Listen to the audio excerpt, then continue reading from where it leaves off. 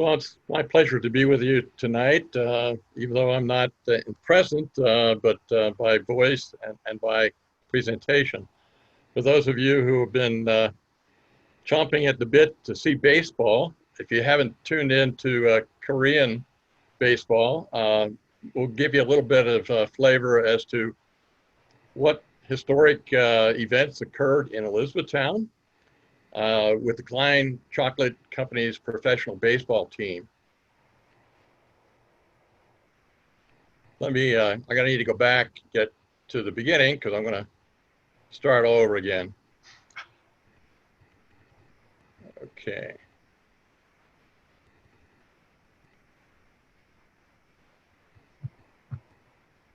Okay. Well, the story starts actually around 1895 in Penn Square in Lancaster. And the Klein brothers, Bill and Fred, are selling newspapers on the square. And at Easter time, they make homemade chocolate eggs and sell those. Well, they quickly realize that they're going to make more money selling chocolate Easter eggs than newspapers. So they continue selling chocolate Easter eggs instead of newspapers. But lo and behold, another gentleman, an entrepreneur living in Lancaster by the name of Milton Hershey, sees the boys and recognized that these two are quite smart in terms of their business practices. And so at the age of actually 11 and 14, he hires them as part of his caramel factory in Lancaster. So the boys start literally at the bottom of the business, sweeping floors, and start moving their way up through the company. Well, at that same time, Bill Klein approached Milton Hershey and said, you know, we ought to have a company baseball team.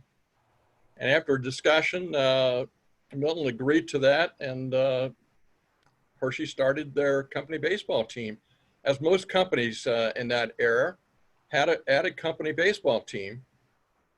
Well, it wasn't too many years later, Milton Hershey sells his caramel factory for what we know today to be $1 million and moves to his homestead, Dairy Township, or as we know today, Hershey. Klein brothers and their family moved to Hershey also, and again are starting with Milton in his quest to find milk chocolate. And so at the same time, Bill Klein says to Milton Hershey, you know, we had that baseball team there in Lancaster and we need to continue that here in Hershey. So Bill Klein actually becomes the manager of the team, and his brother Fred is a player. 1905, you can see again, Bill is still the manager of the team. In 1908, you may recognize that this particular photo has some faces that are a little bit different than other faces. And they are four young fellows from the Carlisle Indian School, which Milton Hershey brings to his company. And of course, they play baseball on his company team. I had done some research hoping to find out that one of those might have been more famous than the others in terms of that, but no, that was not the case. 1909, again, Bill, with his other type of hat on, is again the manager, and Fred is the player on the team.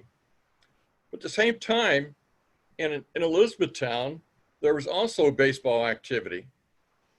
This happens to be the 1905 baseball club. Here's the 1906 championship team.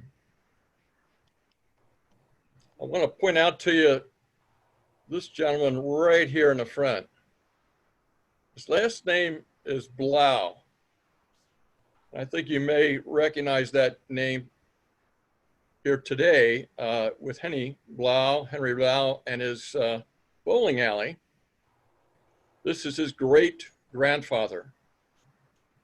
He will also go on to be an umpire, and I'll point out him in terms of some very famous games that he umpired.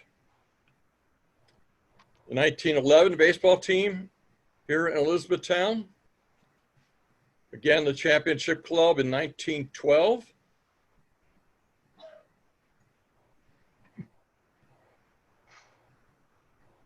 Club in 1913. Now, 1913 is a significant year because the two Klein brothers have learned the business from Milton and now decide that they're going to start their own company. So they come to Elizabethtown and they rent a warehouse. It's no longer there, but it was where Ella's restaurant is today. And they are there for 2 years, and then they start building.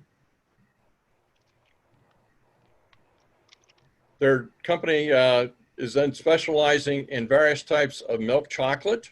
The most famous is their lunch bar. But after 1915 comes World War I. And at that time, Milton Hershey has a number of government contracts providing his chocolate bar as part of the troop rations. Well, the Klein brothers also are successful, and they are able to get a contract and include their lunch bar. World War I is over.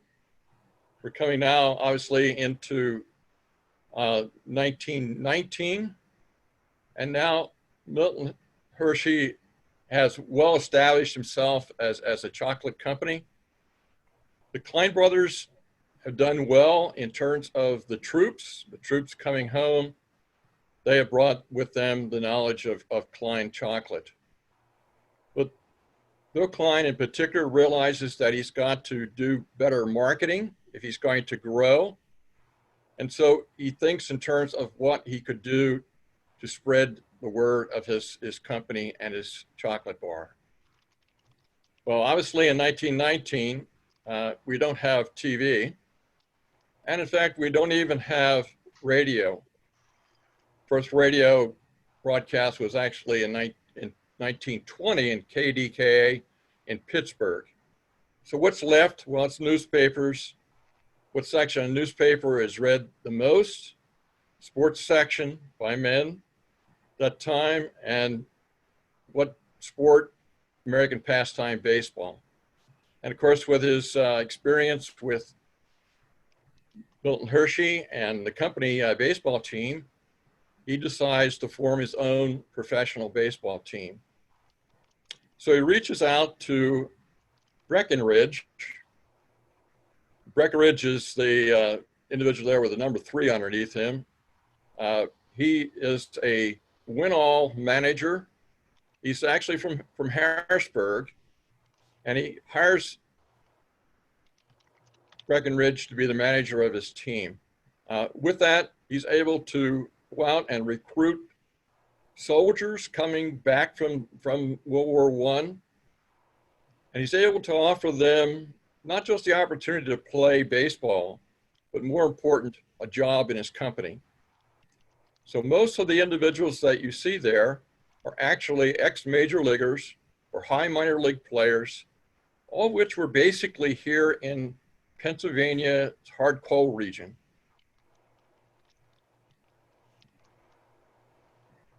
He has to build a stadium. Obviously, he's got a team now. He's got to build a stadium. So the team actually starts play on May 31st. It's a doubleheader. There's all kinds of pageantry with that. And of course, the team being as good as they are, they win both ends of the doubleheader. Another picture from home plate looking out. You can see in the distance the smokestack. That is Klein's chocolate factory. And beyond that are various railroad items. You can maybe make out the embankment, railroad embankment there. Also, in the background is a tree line, which is actually Canoe Creek that's running there in the outfield area. Here's a sketch that was drawn by an individual who actually was, as a young boy, saw Klein's baseball. And so from his recollection, he drew this sketch. The Elizabethtown High School, which is now the community center, actually wasn't open until 1929. So actually in 1919, that building would not have been there. But you can see the orientation of the field. You can see the Canoe Creek there in the far outfield, as well as the Klein Chocolate Company and the Pennsylvania Railroad. Team in 1919 as it looked then. But realizing the success that the team was having, because most cities at that time had a professional baseball team. At that time, as you know, with Jim Thorpe, the definition of professional was that even if you received money for expenses, you were then classified as a professional. And Bill Klein not only provided obviously a job, but he also, for the baseball players, he did compensate them for expenses. So they were known as a professional baseball team. You realize that the success in just beating city teams like Harrisburg and Reading and Allentown and so forth, that was not going to spread his word, and he wasn't going to get the marketing impact that he wanted. So he wrote a letter to all of the major league owners, and he said to them that I will give you $500 in advance if you come and play a game against my team. I will then give you at that game half of the proceeds of the game. So you can see there in 1919, there were 8 teams in the American League and 8 teams in the National League. 6 of those teams took the offer and came to play the Klein's Chocolate professional baseball team. They were the Red Sox, Washington Senators, the Athletics, Cincinnati Reds, the Brooklyn Robins, called at that time, of course, then Brooklyn Dodgers. The Cardinals rounded out those 6 teams.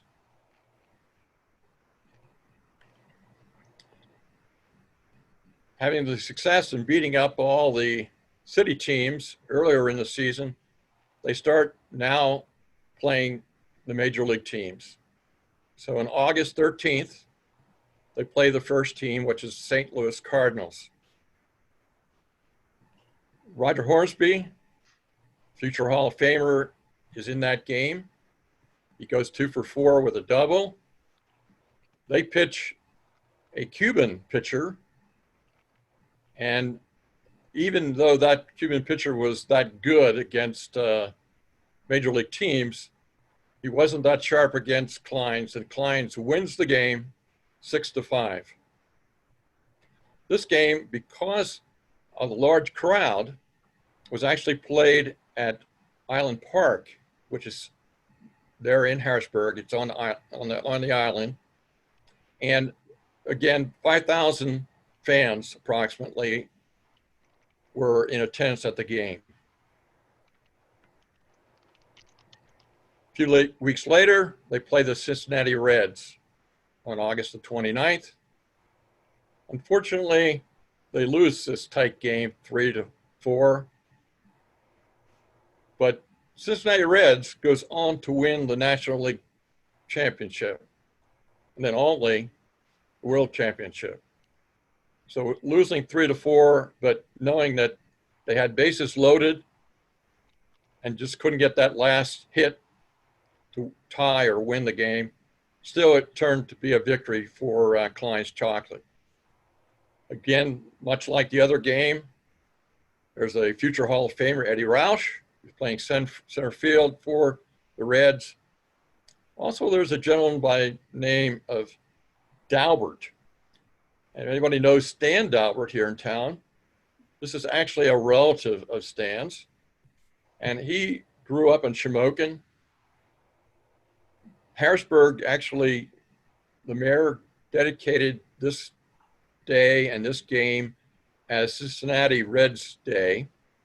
And that was in behalf also of Dalbert, who was one of the league's best hitters playing first base. So again, we have one win and we have one loss at this point. Then comes Connie Mack and his team playing in September the 8th. And Klein really shellacks the Athletics, winning 8-2.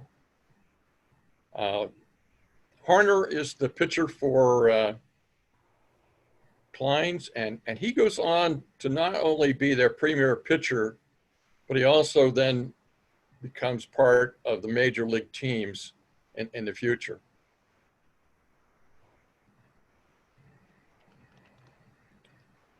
Brooklyn Robins, or the Dodgers, our next opponents for Klein's. This is in September 22nd. And this starts a full week of Major League Baseball for Klein's. Klein's is able to, again, beat the Dodgers 2-1. And like in the other games, you have future Hall of Famers playing. Zach Wheat, and his brother was also the catcher on the team. But again, Klein's prevails and they win 2-1. This game is actually played at Klein's Chocolate Company Athletic Field. Then comes that same week, the Washington Senators. The Washington Senators have some really notable individuals on the team. Sam Rice, who's a future Hall of Famer, but the one that is most notable is that of Walter Johnson. Walter Johnson, as you can see from the photo here, actually earned a salary of $16,000. And now in 1919, that was a lot of money, certainly not anywhere near what major league players, even the lower tier players, are getting today. This game is actually played at Carlisle Dickinson College, and it's played there because they want to have the soldiers that are there at the hospital as well as at the military base to come to the game. And again, about 10,000 individuals are at this game. Well, again, Klein's prevails. They beat the Senators 4-3. So on to the next game that week. Well, Boston Red Sox. And they got a guy on the team that, well, he likes to hit home runs. He's playing actually in this game starting out in left field. So Babe Ruth, who was just the day before played in Yankee Stadium, and with that hit more home runs than anybody else that has ever played Major League Baseball. So he comes in with a lot of expectation of hitting a home run. Unfortunately, he doesn't even get a hit against Klein's. And then, oddly enough, they bring him in to pitch the 7th and remaining innings. The score at that time is actually tied 0-0. Klein's pounds him for 4 runs, and Klein's ends up winning the game 4-0. The owner of the Red Sox is so angry at this team losing to what he called some local yokels that he tells the team that they're going to stay over and are going to play another game tomorrow. So everybody loads up on the train, leaving Harrisburg, and actually comes to Lancaster. Only the following day, the owner of the Red Sox now decides that he's going to pitch his best pitcher against Klein's, and that is Herb Pennock. Herb, like Babe Ruth, also a future Hall of Famer. and he is the best pitcher that the Red Sox have. And of course, in 1918, the year before, the Red Sox go on actually to win the World Series. So Herb Pennock is doing his best to come away with the winner, and Klein's, in its best effort, actually ends up losing the game, but to a modest loss of 3-1. Again, this was before about 10,000 fans in Lancaster at Rossmere Field.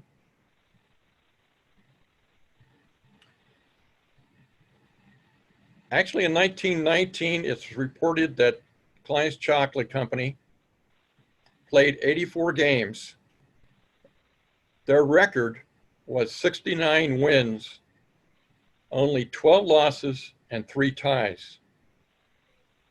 So quite a start for this professional baseball team. 1919 also was the year of the infamous Black Sox scandal. As I mentioned earlier, the Cincinnati Reds win the National League, the White Sox win the American League. Cincinnati goes on and wins the World Series.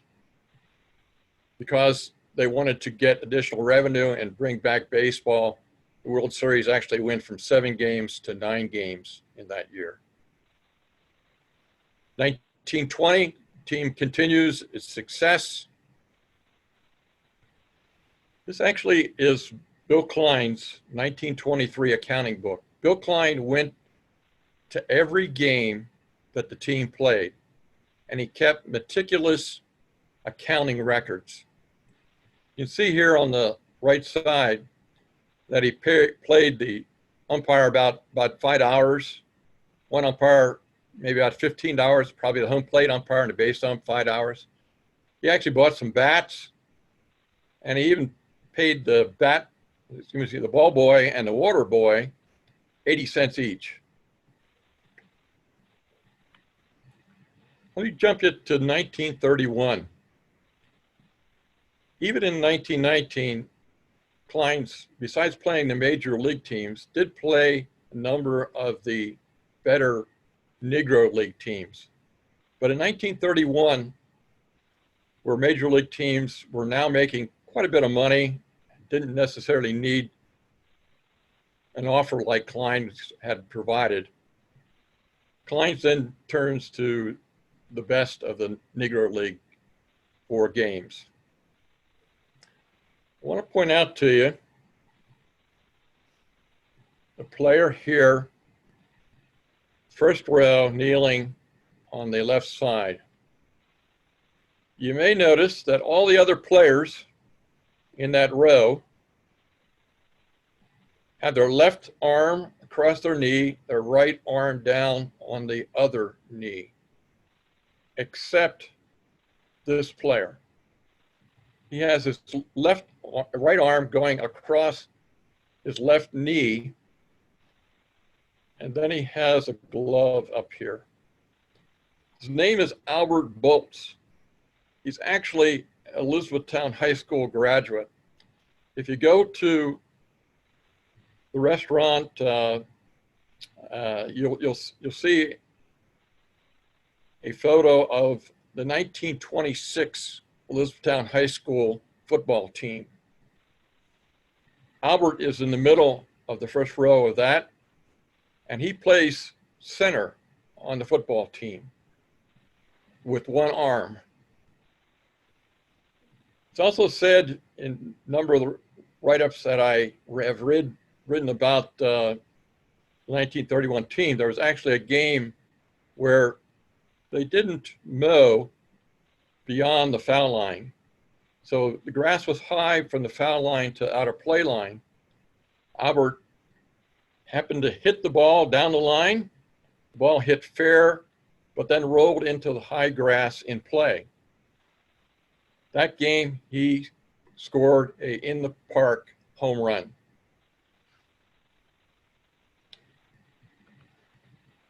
So as I mentioned, they play the best of the Negro League teams. Harrisburg has a team, it's the Harrisburg Monarchs. And again, we now have Blau pitching. Now, I mentioned to you about Henry Blau's great-grandfather, who played there in the early part of 1900s, and then was an umpire for many of those major league games that Klein's played. Well, Henry's father now is a baseball player for college, and he, in the summer, is now playing for Klein's Chocolate. He plays the outfield, but also is quite a pitcher for them. In this case here, again, playing the Harrisburg Monarchs, Klein's wins 3-0. But then comes probably the greatest game, short of the Boston Red Sox games, that Klein's played. Anticipation of that, there's quite a article in a newspaper about the Homestead Grays. Many baseball authorities will say that the best baseball team ever to play was not the 1927 Yankees, a murderous row, but rather the 1931 Homestead Grays. Homestead Grays has on their team 4 future Hall of Famers. You've got Oscar Charleston, who was classified as the world's greatest colored player at that time. You also have Jub Wilson, who was the best hitter in baseball, and then Smokey Joe Williams, who at that time was 54 years old, pitching and still throwing the fastest baseball in baseball. But they probably have a player that's even better known today, and that is Josh Gibson.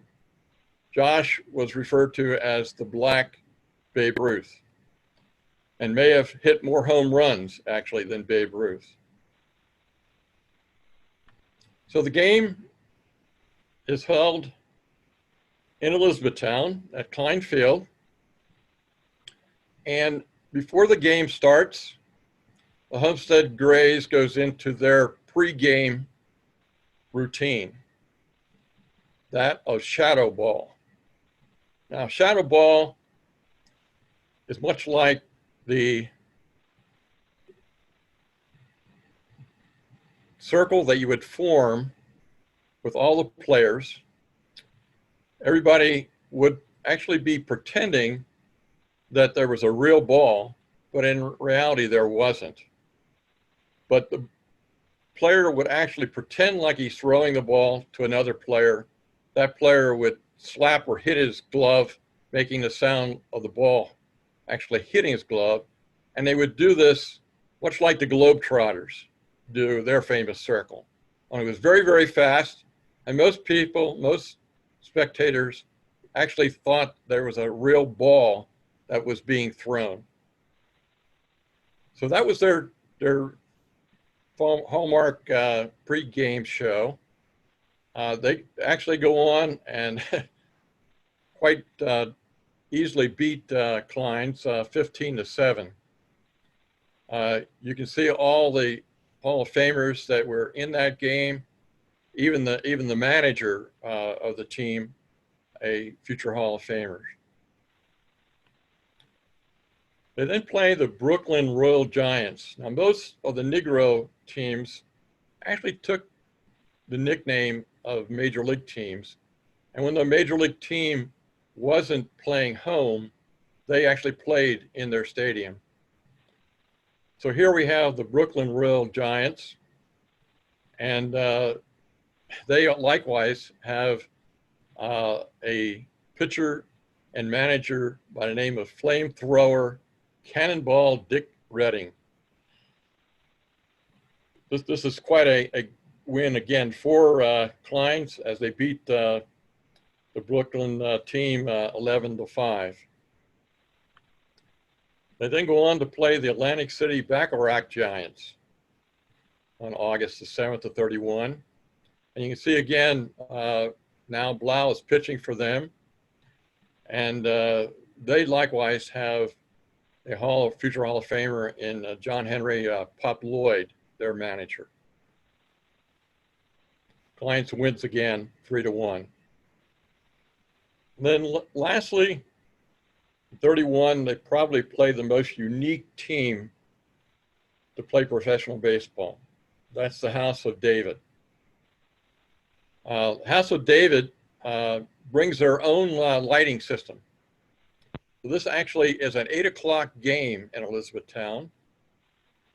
And besides those players who were Jewish players who would have played in the major leagues if it wasn't for the fact that major league teams were now playing Sunday games and Saturday games.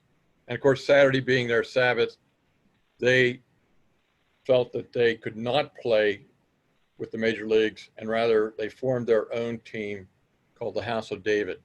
They were out of Michigan. One of the players also on the team, not necessarily a player that had the long hair and the beard, but a player that was well known for his pitching abilities and who actually was a Hall of Famer as he joined them. That's Grover Cleveland Alexander. He actually pitched the game. So again, you've got a premier major league pitcher who retired from his team, but joined the House of David pitching against Klein's. House of David ends up winning 6-1 with Grover Cleveland Alexander striking out the last 3 batters. So you have another first in baseball, and that's called a pepper game. And for those who may experience that, it's simply a batter who kind of chokes up on the bat, and maybe 3 or 4 players who are standing out in front of him about 10 feet and who are throwing a baseball to him, in which then that batter kind of bunts the ball back to those players, only it's very fast, back and forth, and again, a good warm-up procedure. So again, you have Klein's, who probably, for those in Elizabethtown, have never heard of this professional team, but yet for Lancaster County and this region, probably are the most notable.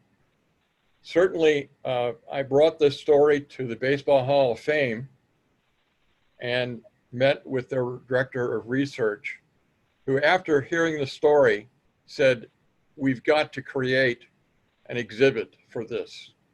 So if you go to the Baseball Hall of Fame, which I just saw has reopened, go to the Research Center, which is right next door, and go downstairs and ask to see a folder on the Klein's Chocolate professional baseball team. So that's the story, and I'm open to any questions or any other comments that anyone would like to make. When was the last season that they played? They actually played up into the 30s, end of the 30s, and of course World War II came along. At that time, the team totally disbanded. The high school, Elizabethtown High School, was actually playing football on Klein's field.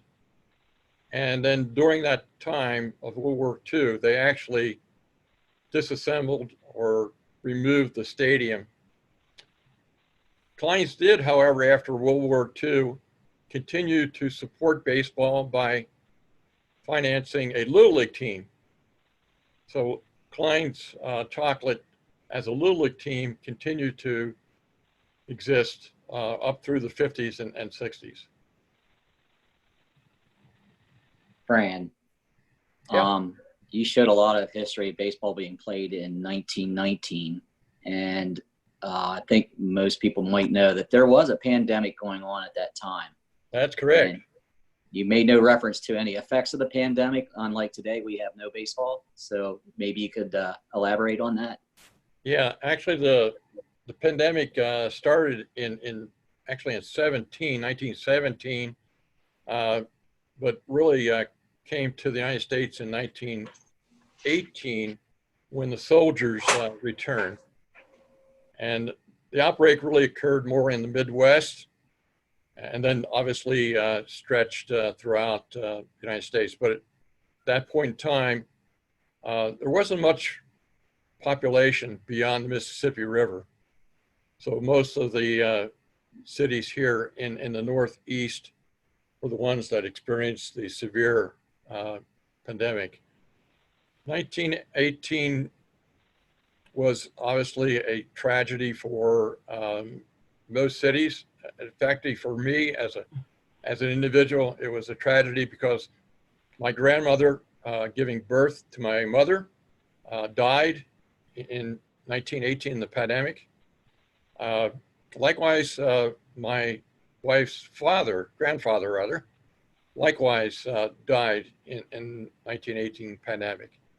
But by 1919, the pandemic was actually subsiding, and there wasn't the same type of, I guess, reaction, if you will, in 1919 as it was in 1918, if you see any pictures, you'll see large halls. There might have been gymnasiums, they might have been recreational halls, social halls, whatever, just lined with beds. But in 1919, yes, it still was going on, but certainly not as a pandemic. Thanks. Okay, Fran, I think that's all the time we have for questions. I appreciate it. It was very, very interesting. One comment I have is it's good to know that the Red Sox were still sore losers back then like they are today. Couldn't wait to say that on my last meeting here. All right, everybody, have a great week. Thanks a lot, Fran. I appreciate it. Sure. Thank you, Great. Fran. Thanks, Fran. Appreciate it. All right.